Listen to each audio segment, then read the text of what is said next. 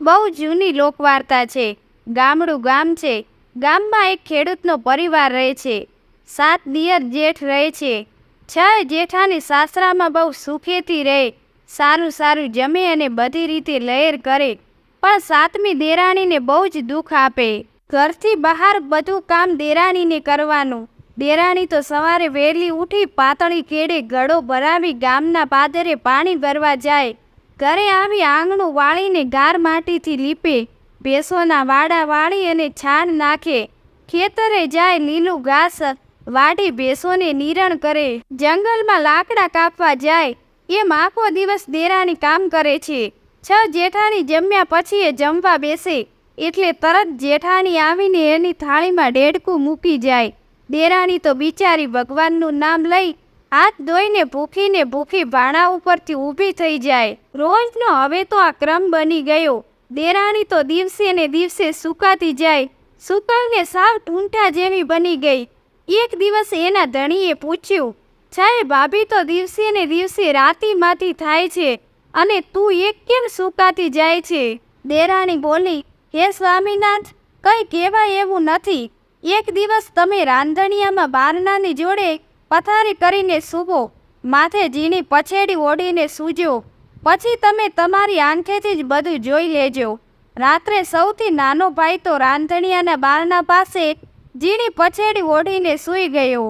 જેવી જ દેરાણી ભાણા ઉપર બેઠી કે જેઠાણીઓ આવી તેની થાળીમાં ડેડકું મૂકી દીધું। દેરાણી બિચારી રોજની જેમ હાથ મોઢું ધોઈને ઊભી થઈ ગઈ। નાના ભાઈએ તો બધું નજરો નજર જોયું, ના કોઈને કહેવાય અને ના સેવાય એવું થઈ ગયું। નાના ભાઈએ મનમાં વિચાર્યું, આવું મોટું દુઃખ છે બિચારીને। અરે રે, મારો જન્મારો નિષ્ફળ છે કે મારી બાયડી પેટ ભરીને ભોજન પણ નથી કરી શકતી। નાનો ભાઈ બધાથી ભોળો અને ભટ્ટ હતો એટલે એની બાયડીનું ઘરમાં કંઈ માન ન હતું। સવારે સૂર્ય ઉગતા જ નાનો ભાઈ એની બાયડીને બોલ્યો, આ દુઃખનો તો હવે કંઈ પાર નહીં આવે, એટલે હું મારા નસીબ આજમાવવા દૂર દેશ જાઉં છું।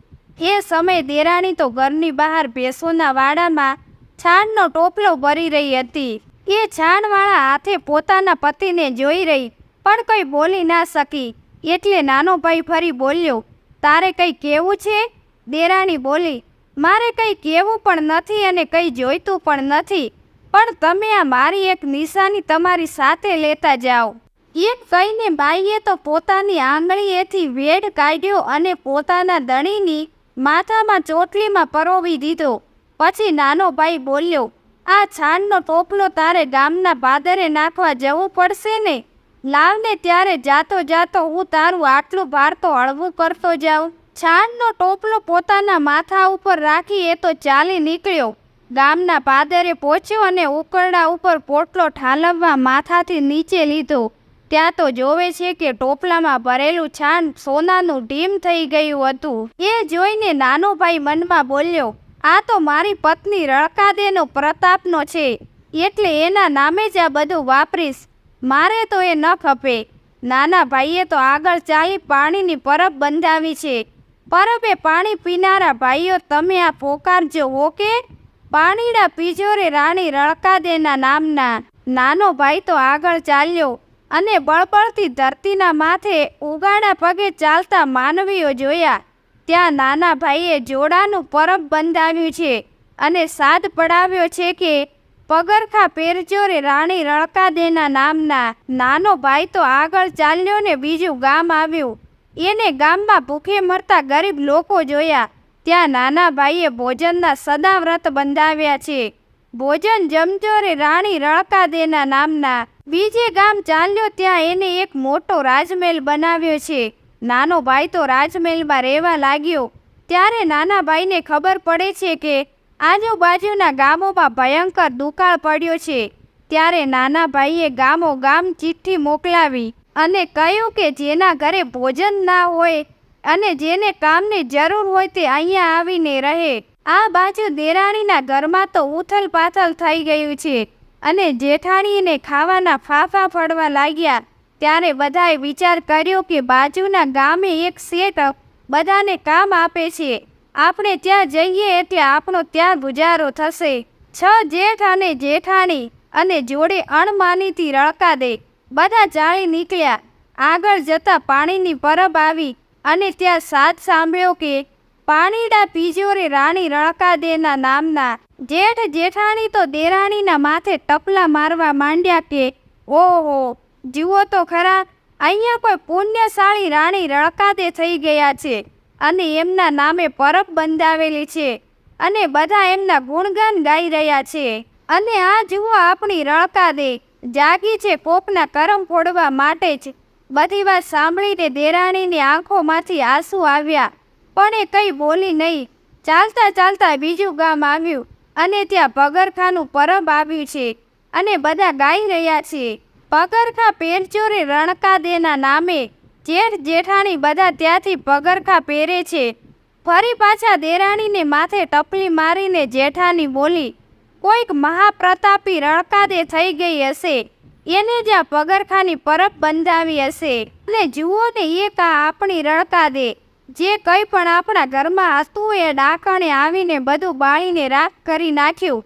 કડવા બોલે દેરાણીએ તો ચૂપચાપ સાંભળી લીધા અને બધા આગળ ચાલવા લાગ્યા. આગળ જતા ભોજનના સદાવ્રત આવ્યા. ત્યાં બધાએ પેટ ભરીને ભોજન કર્યું અને પોતાનું પેટ ઠર્યું. ભોજનિયા જમજોરે રળકાદેના નામે સાદ સાંભળ્યો ત્યારે ફરી પાછી જેઠાણીઓ દેરાણીના માથે ટપલી મેલીને બોલી, થઈ ગઈ હશે કોક કુલ ઉજામણી રળકાદે, અને એક જોવો આપણી આ રળકાદે, એને આપણા કુળને બોળી નાખ્યું છે, બધાના નસીબમાં અંધેરું કરી નાખ્યું છે. પોતાના ફાટેલા પાલવથી આછું લૂછતી દેરાણીએ તો બધું મૂંગા મોઢે સહન કરી નાખ્યું. નાના ભાઈના ગામે આવીને જોવે છે તો લાખો લોકો કામ કરી રહ્યા છે, તળાવ ખણાઈ રહ્યા છે, મહેલ ચણાઈ રહ્યો છે, ખેતરમાં હળ ખેડાઈ રહ્યા છે. નાના ભાઈએ તો બધાને ઓળખી લીધા, પોતાની પત્નીને પણ ઓળખી લીધી, પણ એ બધાએ નાના ભાઈને ઓળખ્યો નહીં. નાના ભાઈએ તો પોતાના ભાઈ ભાભી અને પત્ની માટે એક નાનું ઘર રહેવા માટે આપ્યું છે અને નાના ભાઈએ કેવડાવ્યું કે છાશ પાણી જોઈએ તો મારા ઘરે આવીને લઈ જજો.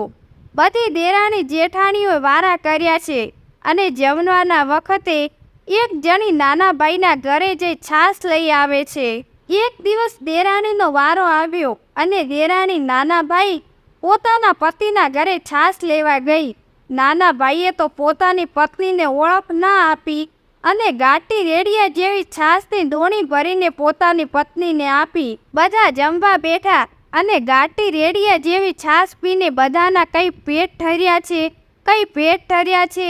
બધી જેઠાણીઓ વાતો કરવા માંડે અને એને કહ્યું, આ નાનીને જ રોજ છાશ લેવા મોકલો, એને તો શેઠ ગાંટી રેડિયા જેવી છાશ ભરીને આપે છે.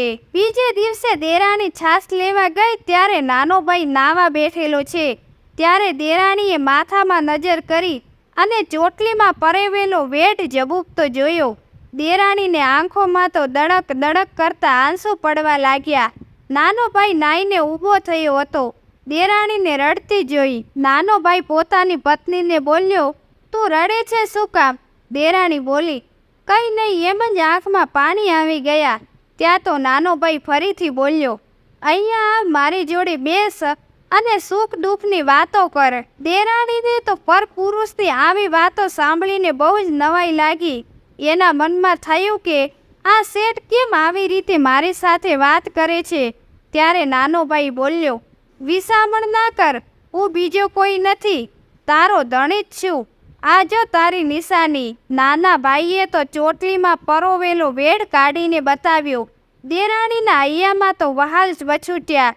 નાનો ભાઈ બોલ્યો, તારા પુણ્યના પ્રતાપે તે આપેલી ટોપલીમાંનું છાણ સોનાનું ઢીમ બની ગયું હતું, એ વેચીને જ મેં તારા નામથી પરબ બંધાવી છે. સ્વામી, બધી પરબો જેઠ અને જેઠાણીઓ મારી માથે ટપલીઓ મારતા હતા. ભલે ને મારતા, તર્યા તો છે બધા તારા પુણ્યના પ્રતાપે ને.